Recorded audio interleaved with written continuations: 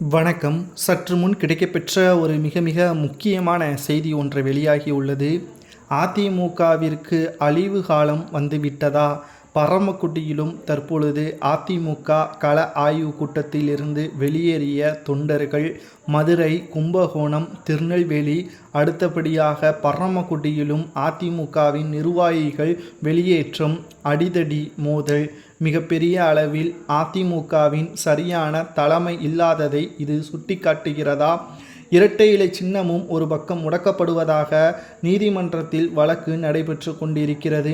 மறுபக்கம் சரியான கூட்டணி இல்லை.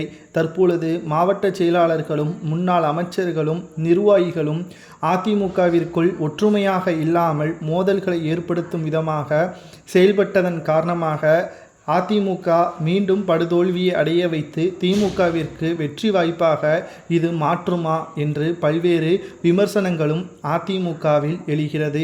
செய்தியாளர்கள் நமக்கு கிடைத்த மிக முக்கியமான தகவலை இந்த வீடியோவில் நாம் பார்க்க போகிறோம். புதிய பார்வையாளர்களாக இருந்தீங்கன்னா மறக்காமல் சப்ஸ்கிரைப் பண்ணிடுங்க. அதிமுக சார்பில் தமிழகத்தில் பல்வேறு மாவட்டங்களில் கள ஆய்வுக் கூட்டம் நடைபெற்று வருகிறது. அதன் அடிப்படையில்தான் ராமநாதபுரம் மாவட்டம் பரமக்குடி உலகநாதபுரத்தில் அமைந்துள்ள தனியார் மஹாலில் ராமநாதபுரம் மாவட்ட கழகத்தின் சார்பில் கள ஆய்வுக் கூட்டம் நடைபெற்றுள்ளது. இதில் சிறப்பு விருந்தினராக முன்னாள் அமைச்சரும் நத்தம் விஸ்வநாதன், செம்மலை ஆகியோர் கலந்து கொண்டார்கள். மேலும் இந்த கூட்டத்தில் முன்னாள் அமைச்சர்கள் அன்வர் ராஜா, மணிகண்டன், மாவட்ட செயலாளர்கள் முனியசாமி மற்றும் தொண்டர்கள் என ஏராளமானோர் கலந்து கொண்டார்கள்.